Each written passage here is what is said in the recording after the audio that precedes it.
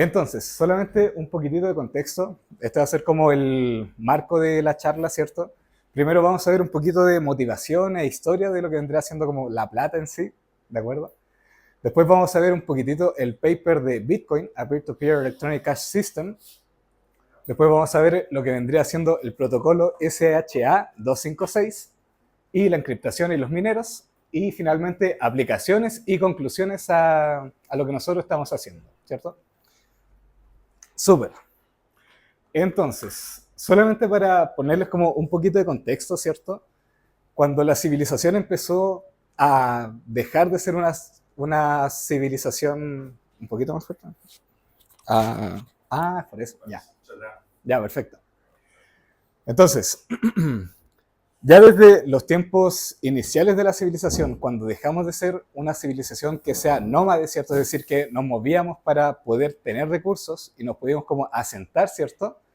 Y empezar a ser una civilización sedentaria, eso dio paso o dio oportunidad para que la sociedad se organizase, ¿cierto?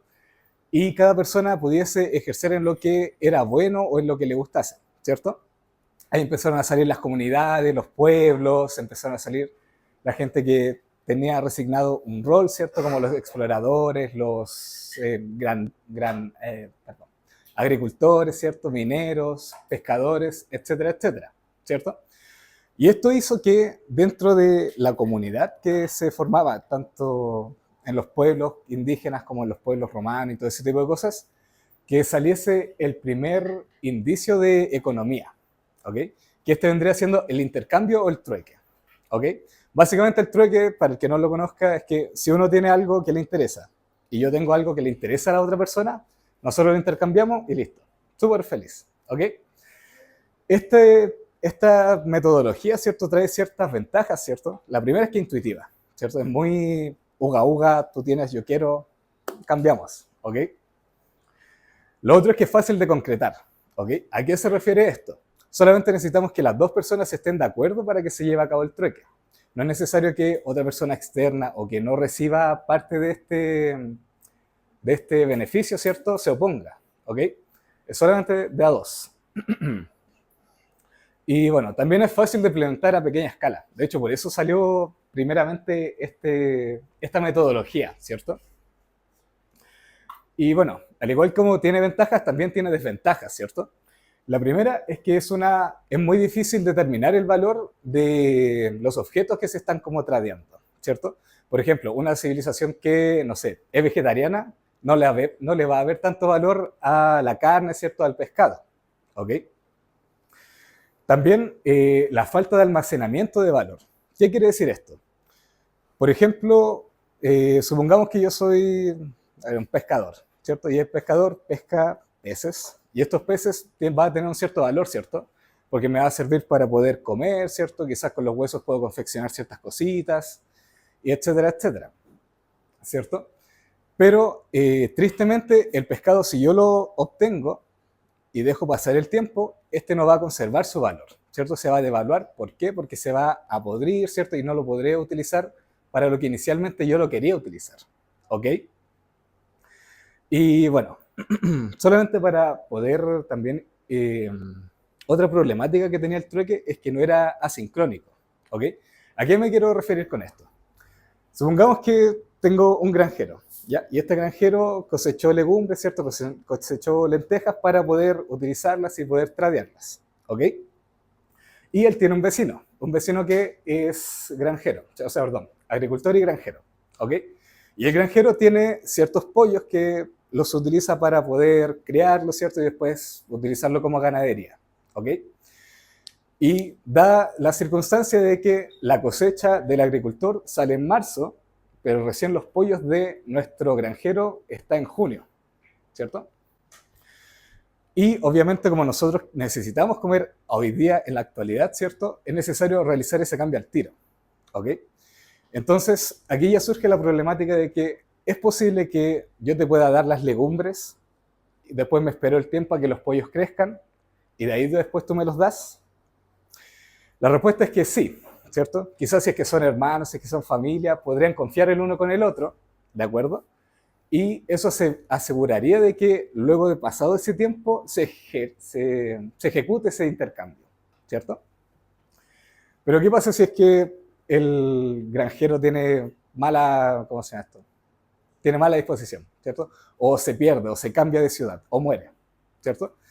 Y el intercambio no es posible de realizar.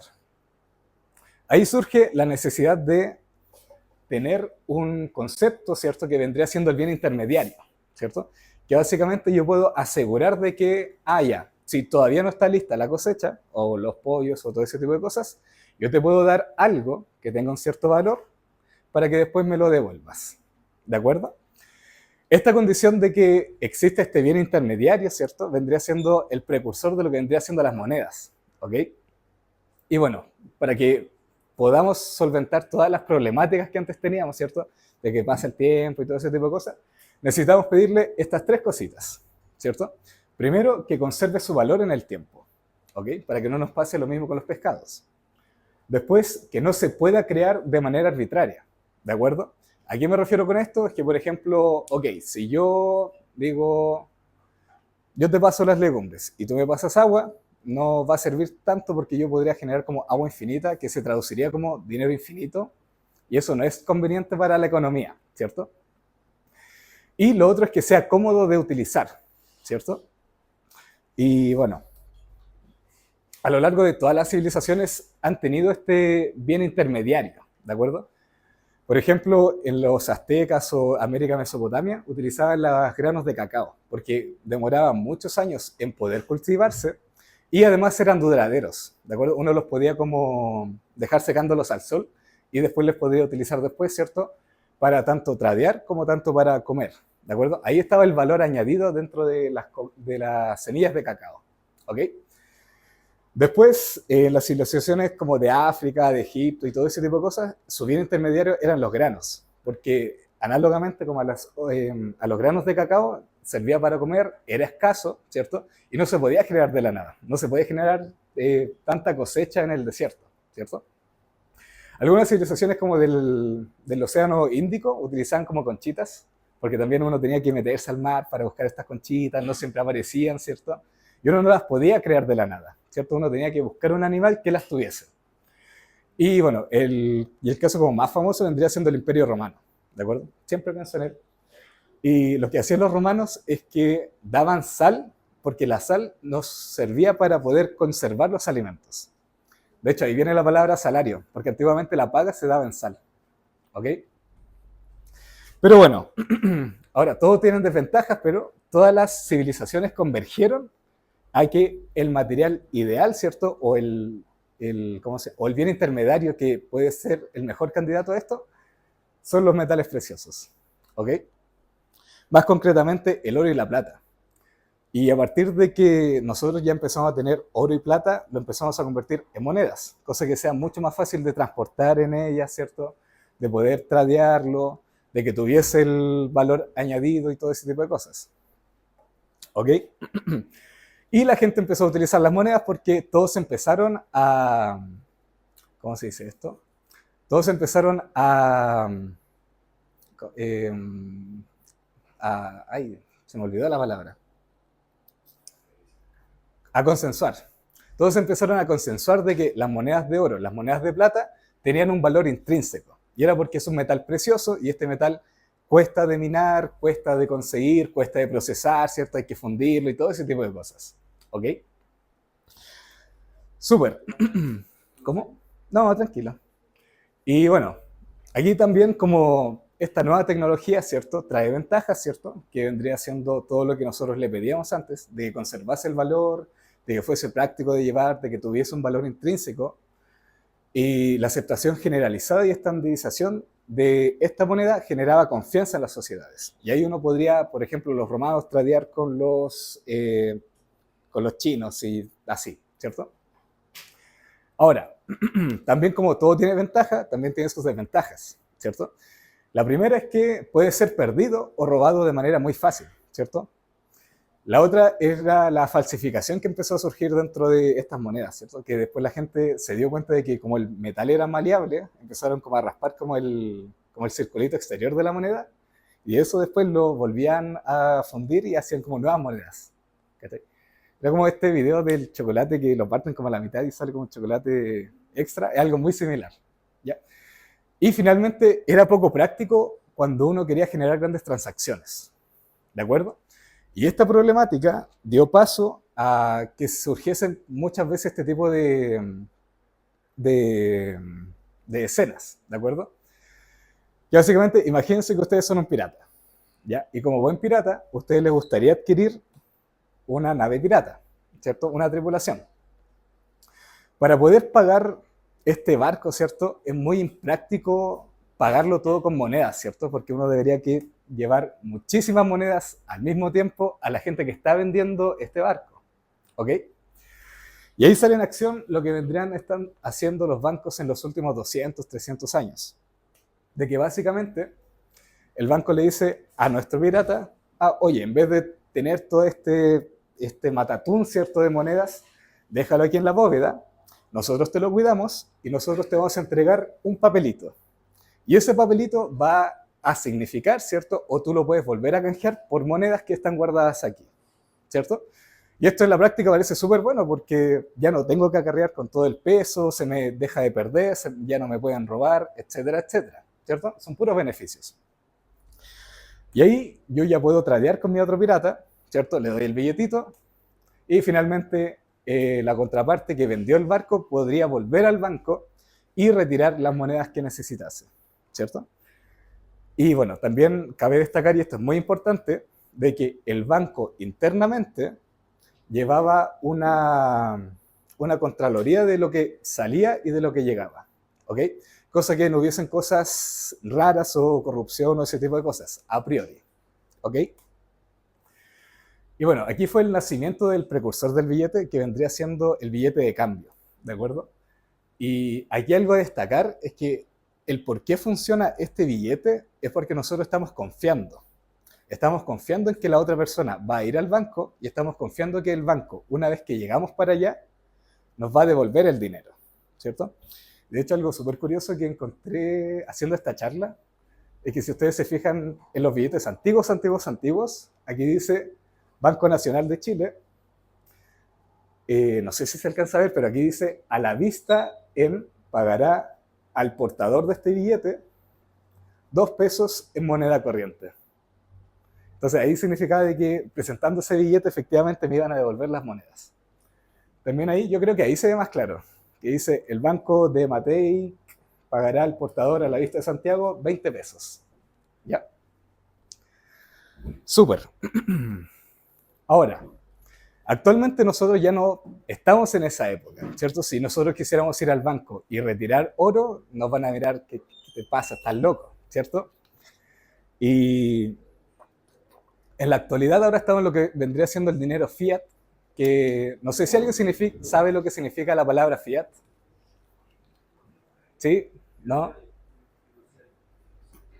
Fiduciario, ¿cierto? Pero lo que vendría siendo como del latín, el fiat significa hágase, ¿ok?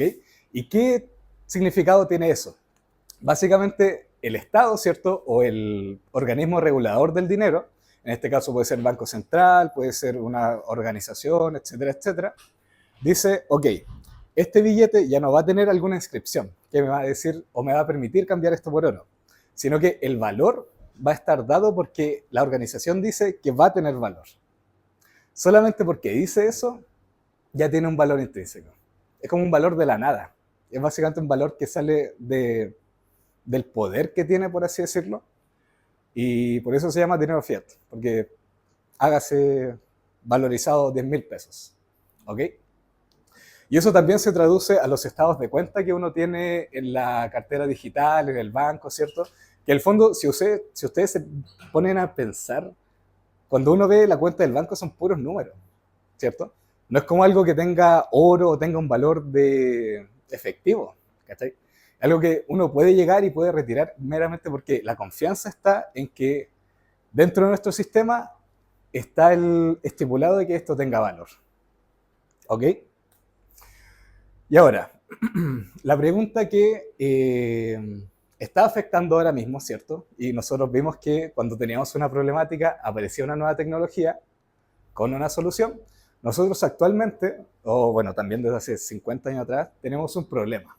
Y es que si se puede confiar en los bancos y el sistema centralizado, ¿cierto?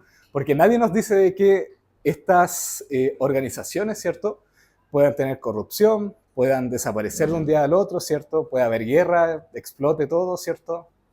Que lleguen los de la Casa de la Papel, ¿cierto? Y también porque han habido muy malas prácticas, en algunos casos, ¿cierto?, de estas entidades, ¿de acuerdo? Por ejemplo, el tema de Estados Unidos y su gran deuda histórica que tiene a lo largo del mundo, ¿ok? O nadie permite que el Estado, ¿cierto?, o el banco escriba como transacciones así como denme 100.000 pesos gratis y como tengo que confiar en él, va a ser su palabra, ¿ok? Y bueno, esto y muchas problemáticas más, como la inflación, pérdida de poder adquisitivo, deuda excesiva, bla, bla, bla, bla, bla, bla, hizo que surgiese, o que la gente quisiera, uy, qué raro, quisiera estar, o sea, que saliese esta nueva tecnología, que vendría siendo la tecnología de blockchain, ¿ok? Más concretamente, en el año 2009, Satoshi Nakamoto, que fue el que publicó este paper, el que vendría siendo Bitcoin, a Peer-to-Peer Electronic Cash System, o en español, Bitcoin, una, ¿cómo se llama esto? Una divisa, ¿cierto?, que sea electrónica y que esté dependiente de a pares, de que sean los usuarios los que controlen este dinero, ¿ok?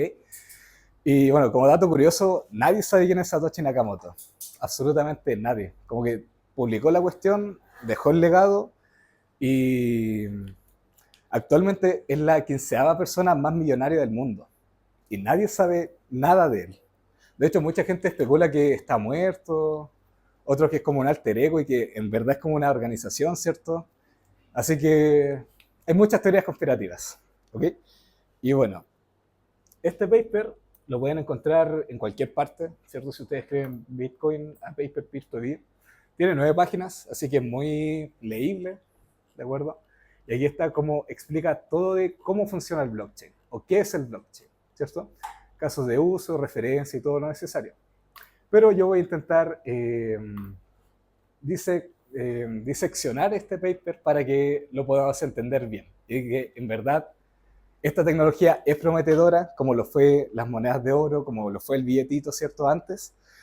Y eso. Entonces, déjenme volver acá. Bueno, ¿cuáles son las estructuras, ¿cierto? O la idea principal de lo que vendría siendo los elementos del Bitcoin. Y son estos tres. Lo primero es que es un sistema descentralizado, ¿ok? Lo otro es que hay una confianza ya no en una entidad o en algo que tenga poder como político o económico. O sea, económico sí, pero... Sino que la confianza la empezamos a depositar en las personas y además en la criptografía y poder de cómputo, ¿ok? Y además de que el Bitcoin es finito, ¿ya? Bueno, ¿qué significa cada una de estas cosas? La principal diferencia entre que un sistema sea centralizado o otro sistema sea descentralizado es que cada usuario tiene una copia de todas las transacciones realizadas por todos los usuarios, ¿ok? Es decir, no sé si se acuerdan que en los bancos vimos que tenían como esta libretita. Ya. Ahora, esa libretita o base de datos no solamente va a estar en un lugar, sino que va a estar esparcida por todo el mundo. Todos van a tener una copia, ¿ya? ¿Esto por qué se realizó? Más que nada se hizo para que el tema de que no se pudiese, ¿cómo se llama esto? De que no se pudiese malversar de manera tan mala, ¿ok? O que no se pudiese, por ejemplo, en el caso de catástrofe, que no se quemase esta libreta central, ¿cierto? Y que todos cooperasen, ¿ok? Y bueno, ahí está después lo que vendría siendo la centralización. Y bueno, y además de que todas las personas eligen cuándo se imprime nuevo Bitcoin, por así decirlo, ¿cierto? Que no es el caso de los estatutos centrales, de que ellos son los que eligen cuándo en tiempos de crisis, cuándo en tiempos de inflación, hay que quemar, hay que generar más dinero y así, ¿cierto? Ahora, básicamente el cómo está estructurado esto de acá, me gusta pensarlo de esta manera. Primero que nada es que cada copia de esta transacción se lo denomina la cadena de bloque o la blockchain, ¿Ya? Aquí ya empezamos a tener estos conceptos que teníamos antes, ¿cierto? Luego de que cada transacción se escribe en un bloque o fichero, ¿cierto? Y que cada bloque puede escribir una cantidad limitada de transacciones, ¿de acuerdo? Viendo esta analogía, podemos ver que la blockchain vendría siendo el libro entero, cada bloque vendría siendo una página y cada transacción vendría siendo una línea de escritura de estas páginas, ¿ya? Súper. Y ahora tenemos que la gracia de que el blockchain es que cada bloque tiene toda la información de los demás bloques anteriores. Es decir, la información que está acá depende del anterior y depende del anterior y depende del anterior y depende del anterior. ¿De acuerdo? Esa estructura que esté anidada o esté en cadena, ¿cierto? Nos permite que sea confiable a nivel criptográfico. ¿Ya? Ahora, ¿cómo se codea esta cadena o cómo se genera este enlace? Es mediante los hash o los números de serie. ¿Ok? Y aquí ya surgen como dos preguntas, tres preguntas. Si tienen preguntas, por favor, díganme, levanten la mano, no tengo problemas. Y bueno, la primera es cómo es posible que cada usuario tenga una copia de la blockchain, ¿cierto? Y lo otro es cómo se puede escribir cada transacción, ¿cierto? Realizada y actualizarla a todos los nodos, ¿de acuerdo? Aquí los nodos vendrían siendo como... Los nodos vendrían siendo, por ejemplo, una personita acá tiene una copia, otra personita acá tiene otra copia y así sucesivamente. Entonces, ¿cómo la información que uno escribe, ¿cierto? Por ejemplo, si yo pago para acá, ¿cómo puede saber la gente que está en China que yo hice esa transacción? ¿Ya? Y eso es mediante el concepto de hash. Que, bueno, aquí ya nos ponemos un poquito matemáticos, ¿de acuerdo? Y dice que la definición de una función hash es la siguiente. Es una función que recibe un fichero de datos, ¿de acuerdo? Este fichero de datos significa que tengo algo que lo puedo codear en información, ¿cierto? Puede ser un texto, puede ser una imagen, puede ser un número, puede ser cualquier cosa, ¿ok? Y le asigna un número u string tal que se cumplan estas dos condiciones. La primera es que el hash depende del fichero, ¿ok? Si lo quieren imaginar, pueden verlo como un root, ¿de acuerdo? Si yo ingreso el hash del agua, ¿cierto? Y este me va a arrojar un numerito, por ejemplo, 77. Si yo le vuelvo a poner este agua, también me va a volver a arrojar el mismo numerito de 77.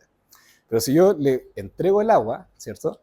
Pero sin la tapa, ahí me va a generar otro hash, porque va a ser otro objeto completamente distinto, ¿ya? Y la segunda condición vendría siendo de que el hash no puede ser invertible, ¿de acuerdo? Y aquí los que habrán tomado álgebra lineal, ¿cierto? Sabrán que existen matrices que son invertibles y que no son invertibles, ¿cierto?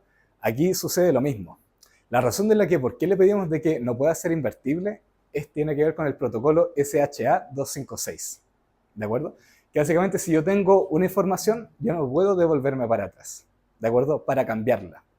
Eso vendría siendo un análogo cuando uno tiene la libretita y anota algo y después lo puede borrar, porque ahí yo me devuelvo de la línea blanca a escribir algo y después me devuelvo a tener una línea blanca. Eso no se puede hacer acá en lo que vendría siendo la blockchain, ¿de acuerdo? Y bueno, ya para la gente que le gusta la matemática dura, aquí la función de hash recibiría el fichero, ¿cierto? La información, y aquí P sub X vendría siendo el protocolo de encriptación, ¿cierto? Que es lo que nosotros utilizamos para poder efectivamente encriptar o darle este root al objeto que nosotros estamos tratando, ¿cierto? Y bueno, aquí dice que no puede existir una función inversa tal que, dado el mismo mensaje, me pueda devolver para atrás, ¿ok? Es decir, dado un root, yo no puedo saber a qué cosa pertenece ese root, a priori, ¿de acuerdo? Y aquí también me gustaría ver un ejemplo, ¿cierto? Que esta página es un generador de SHA-256. Y aquí ya tenemos el mismo ejemplo que les había dicho antes. Si yo genero el hash, ¿cierto? O sea, este vendría siendo mi fichero, ¿de acuerdo? Ese vendría siendo mi línea de texto de información, ¿cierto? Al que le voy a asociar un hash o un root, ¿de acuerdo? Y aquí vamos a ver que nos va a arrojar este código, ¿cierto? O esta línea de caracteres que el protocolo que nosotros estamos utilizando es SHA-256, ¿de acuerdo? Y bueno, si yo, fíjense que si yo borro esto de acá, acuérdense de los primeros numeritos, déjenme agrandarlo así, para que realmente lo vean. Ya, los primeros numeritos es AF83, ¿cierto? Si yo vuelvo a escribir lo que tenía antes, por ejemplo, hola grupo, y le doy a generar, nos va a arrojar exactamente el mismo hash. Ah, no, cambió. Pero este de acá, ahora sí. ¿Cierto? Tengo fd74, ta, ta, ta, ta, ta. Entonces yo le pongo esto y esto, y le doy a generar, se crea de nuevo esta llave que es completamente igual, ¿cierto? Pero si uno le cambia solamente una coma, incluso con una coma, todo este carácter va a cambiar. Y vemos que vamos a obtener algo completamente distinto. ¿Ok? Y esa es la gracia de por qué el hash es inmutable y cada string tiene asociado uno de estos. Y es porque significa nos sirve para identificar este mensaje. ¿Ya? Eso. Ahora, ¿por qué se llama SHA-256? Y es básicamente porque esta encriptación o este hash que nosotros generamos está codeado o está encriptado en un bit de 256 bits. ¿Ok? Solamente para que tengan una noción. ¿A qué me refiero con esto? Nosotros tendremos que el hash, ¿cierto? Va a ser esa línea de caracteres, pero nosotros sabemos que las líneas de caracteres las podemos transformar a ceros y unos, ¿cierto? Más concretamente, en el sistema hexagesimal, todas las letras y todos los números, tanto mayúsculas como minúsculas, tienen asociado un cierto bit string, ¿ok? Entonces, por ejemplo, no sé, el A vendría siendo igual a 00100001, ¿cierto? Luego el número 1 tendría asociado 0000 1, 2, 3, 4, 5, 6, 7, 8. Y así sucesivamente. Lo que hace este numerito de acá, perdón, lo que hace este string de caracteres, ¿cierto? Vendría siendo codificar nuestro objeto en un hash en un numerito de ceros, unos, de 256 caracteres. ¿Ok? Y ahora una pregunta para los que estén dando combinatoria, o los que les gusta un poquito este tipo de cosas. ¿Cuántas posibles combinaciones existen de hash si tenemos 256 espacios?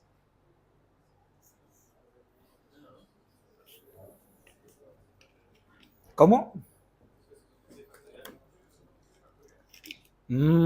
Por ahí va. Por ahí va, por ahí va, por ahí va.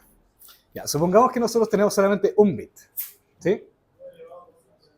Exacto. Entonces, como dijo su compañero, es 2 elevado a 256, ¿cierto? ¿Por qué?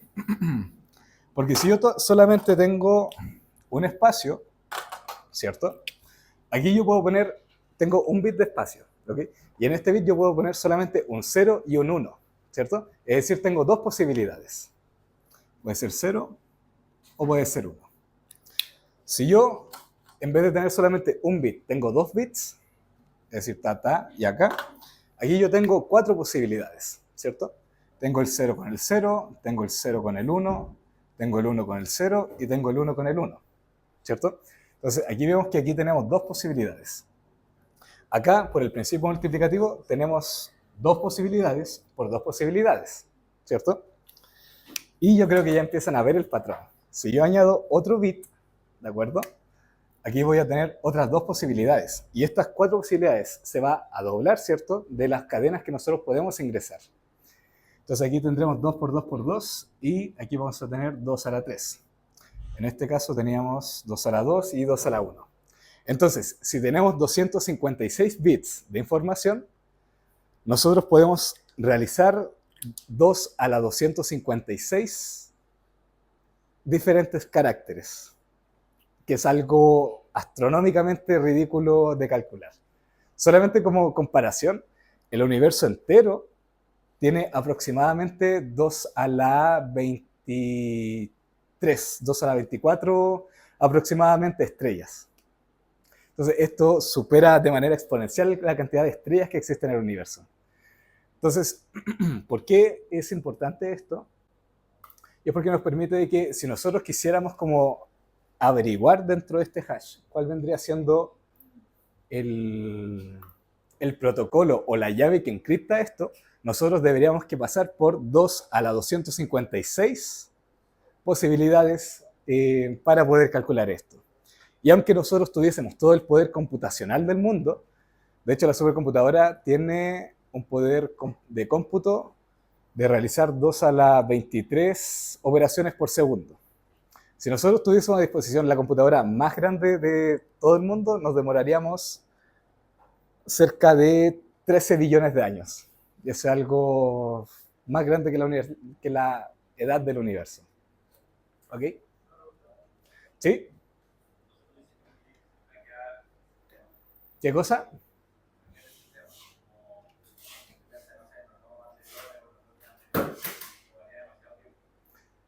Un poquito más fuerte. Ajá.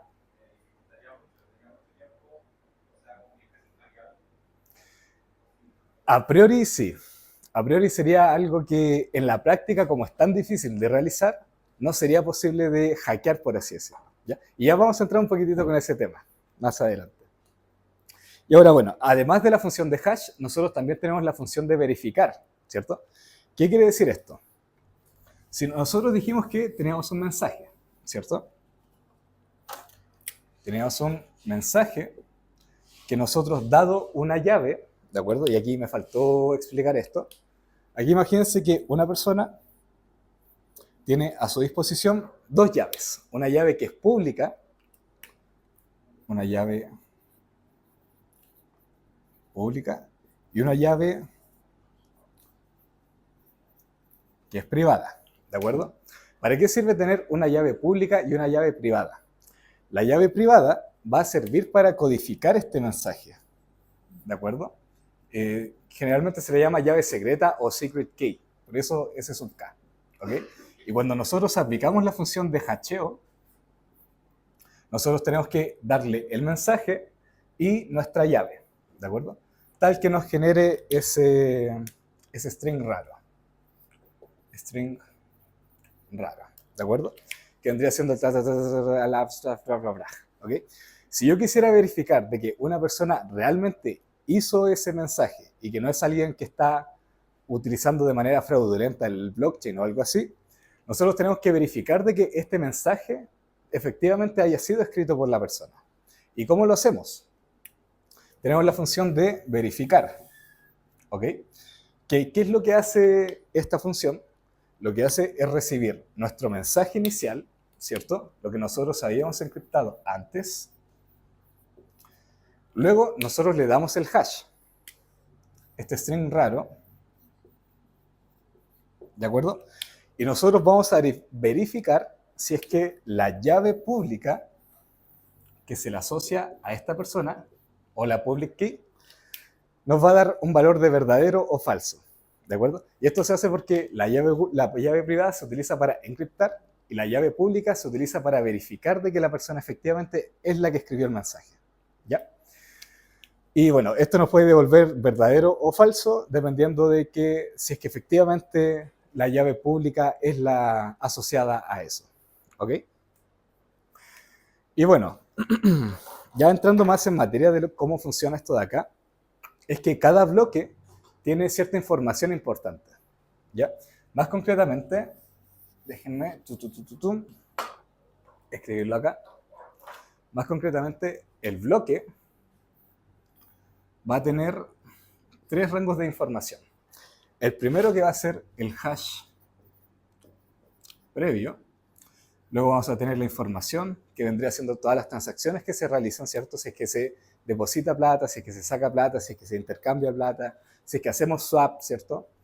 Y luego nosotros vamos a obtener lo que vendría siendo una incógnita X, ¿de acuerdo? Que si lo quieren ver, lo pueden ver como una llave pública que hay que adivinar para que este bloque pueda utilizarse, ¿ya? Y ahora, todo esto de acá, todo ese bloque, nosotros lo vamos a codificar bajo la encriptación SHA 256, ¿cierto? SHA 256. Y nos va a dar un string, ¿cierto? O un hash asociado al bloque número 1, ¿cierto? Si esto lo llamo 1, va a tener el hash sub 1, ¿ok? Y con eso, bueno, nosotros ya podemos empezar a realizar transacciones en esta blockchain, ¿ya? Y bueno, recuerden que les dije que existía esto de que los bloques iban como apilándose unos con otros y esto hacía que fuera como inquebrantable o seguro, ¿cierto? Ya, para poder poner un bloque, no cualquier persona puede poner un bloque, ¿ok? Para poder llevar a cabo, nosotros necesitamos a los mineros. Son los mineros los que pueden escribir o manipular la información de nuestro bloque, ¿ya? Y más concretamente, el cómo se hace es que tienen que adivinar este número secreto tal que cumple una cierta condición. ¿Cuál es esa cierta condición? Esa condición es que para poder inscribir un nuevo bloque es necesario adivinar un número X, ¿de acuerdo? Este de acá, asociado al bloque anterior, tal que el hash asociado al bloque tenga n ceros iniciales, ¿ok? ¿Qué quiere decir esto? Yo tengo el bloque, ¿cierto? Que tiene la información que habíamos dicho antes y tiene el número X, ¿de acuerdo? Y este bloque, o este mensaje, si lo quieren pensar, está compuesto por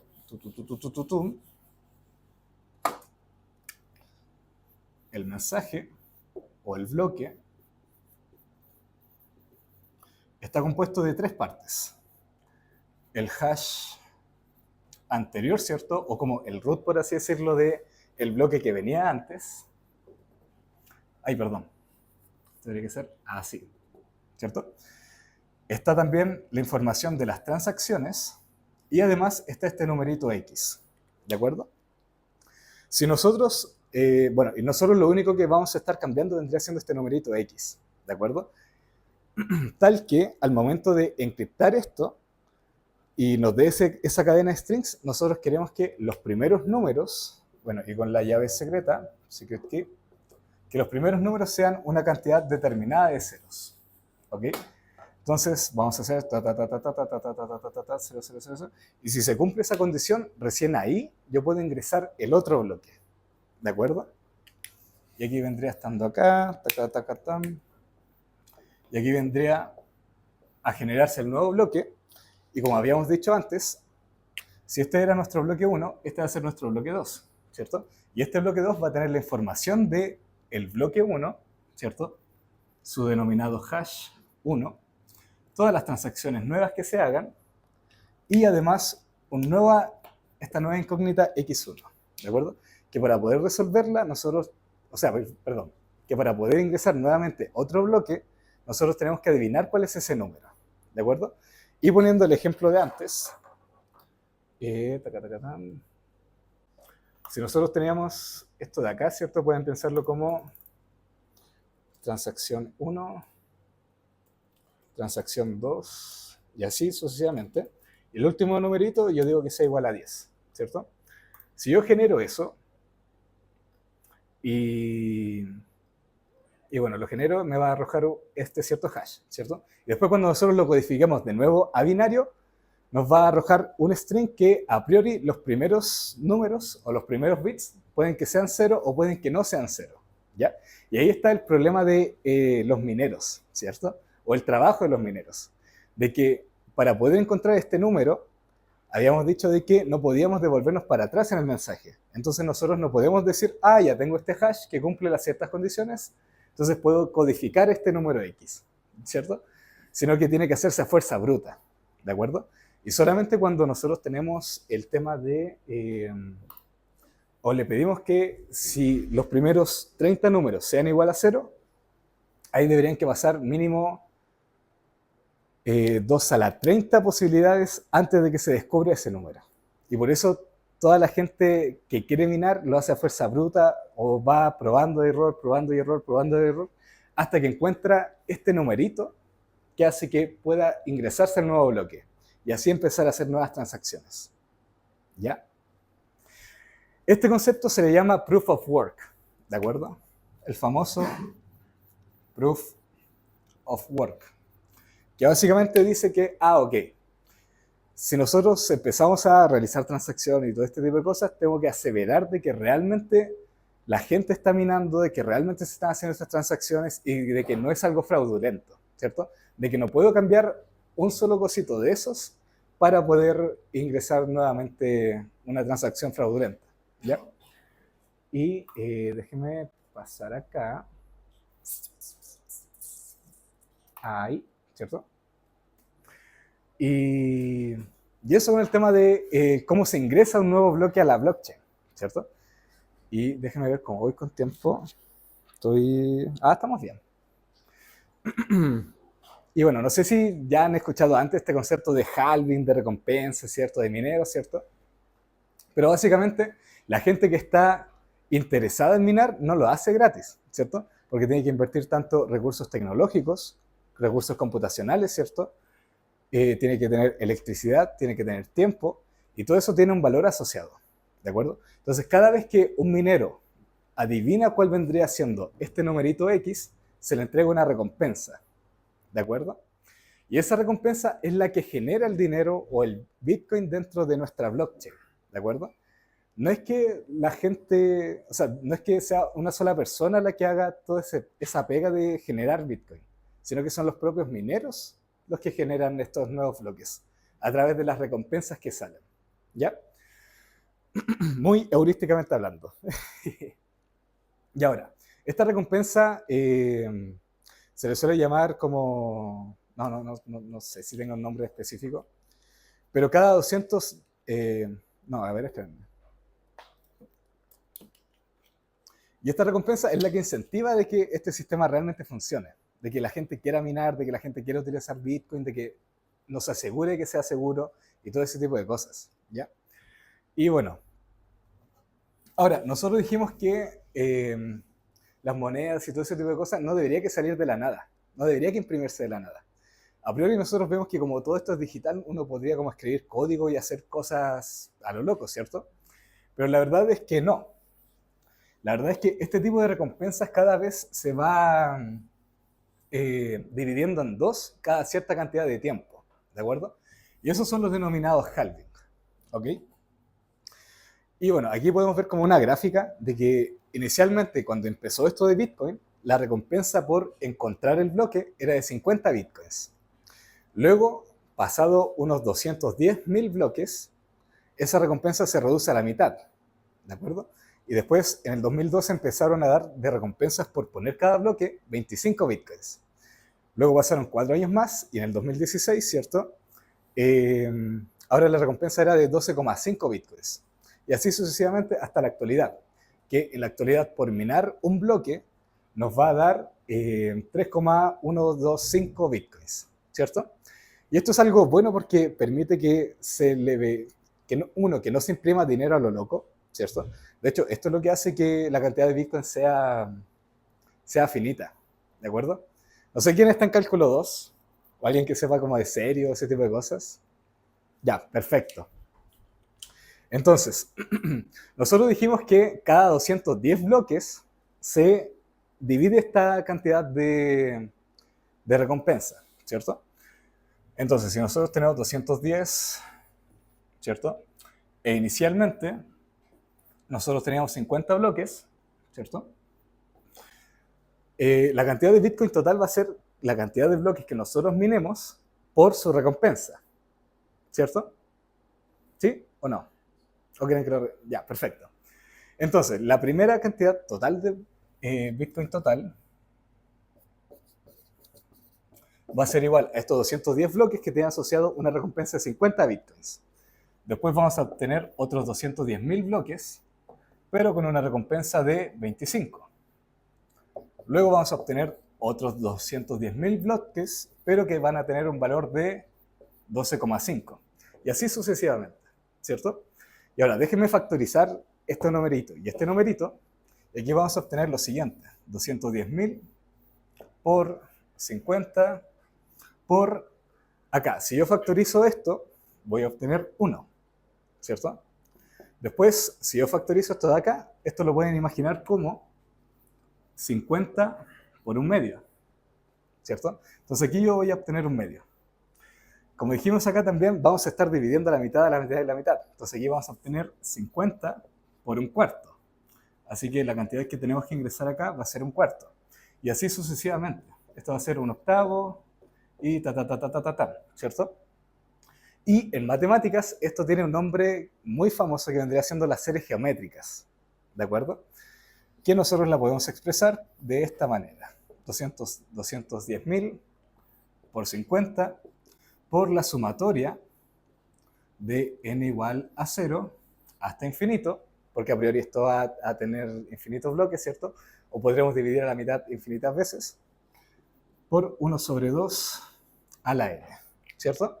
Y esta serie tiene una formulación general que vendría siendo, bueno, que nos daría un valor, tiene una fórmula que, no sé si alguien se acuerda, creo que era 1 sobre 1 menos r. Sí. En este caso sería 1 sobre 1 menos un medio, ¿cierto? ¿Sí? ¿No? Ya, después cuando vean esto van a saber por qué es así, ¿ok? Entonces al final, el valor final de esto de acá nos va a dar 210.000 por 50, y aquí tenemos 1 sobre 1 menos un medio, va a ser 1 sobre un medio, ¿cierto? Y 1 sobre un medio nos va a dar 2, ¿ok? Aquí tenemos 2, y aquí ya es sencillo. 50 por 2, esto se convierte en 100, y 210 por 100 nos dan los famosos 21 millones de bitcoins. Entonces, el por qué los mineros tienen que cortar a la mitad su recompensa cada X tiempo, aquí generalmente se dice 4 años porque ese es el tiempo que suele demorar aproximadamente con la cantidad de mineros minar 210.000 bloques, ¿ya? Y eso asegura de que este sistema de que el Bitcoin sea finito, el dividir la cantidad de recompensas cada X tiempo nos va a asegurar de que el Bitcoin total sea finito, ¿ya? Y bueno, por eso mucha gente también está interesada, porque cada vez el valor de Bitcoin escala mucho más, porque como se hace escaso, es lo que genera que la gente tenga estos incentivos.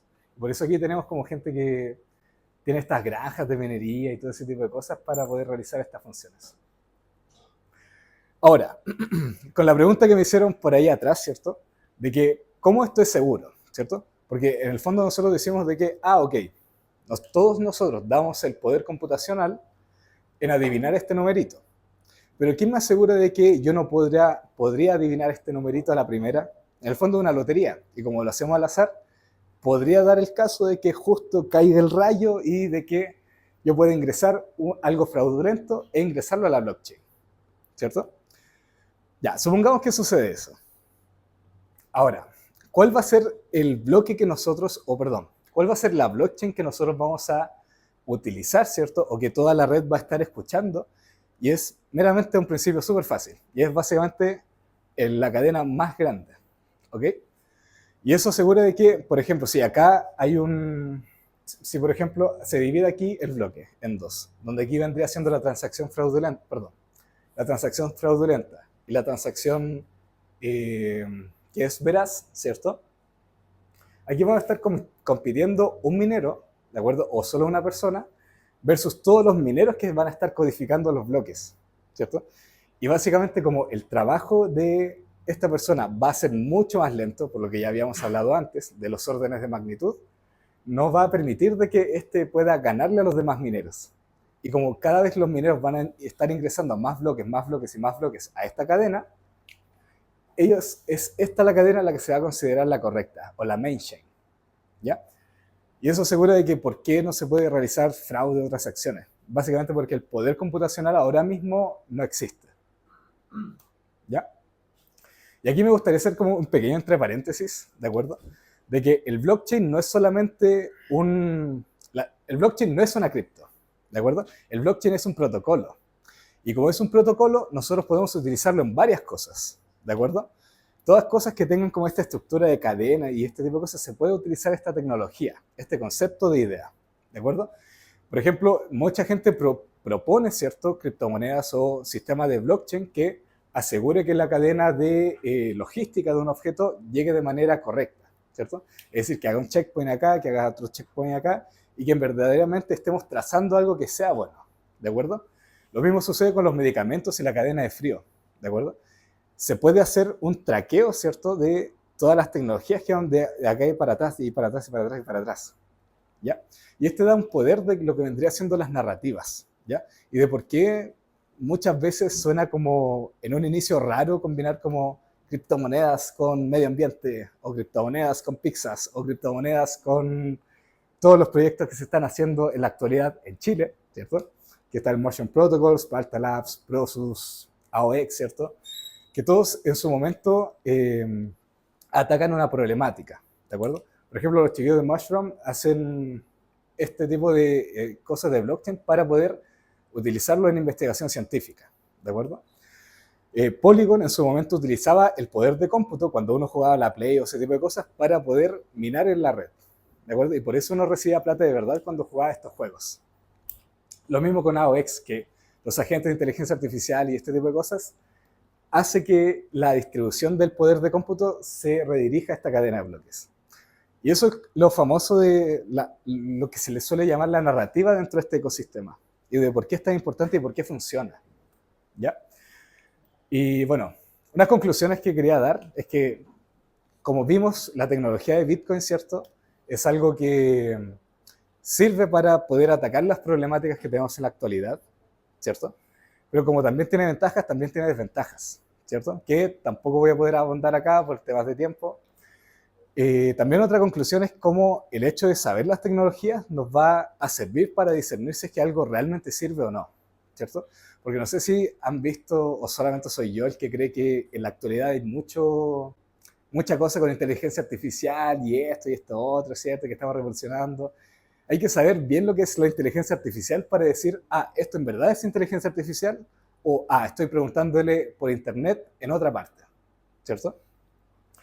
Y ahí está también el tema de las tecnologías, de que poder saber cómo funcionan las tecnologías nos va a decir si es que realmente el poder estar comiendo pizzas es algo viable o no, ¿ya?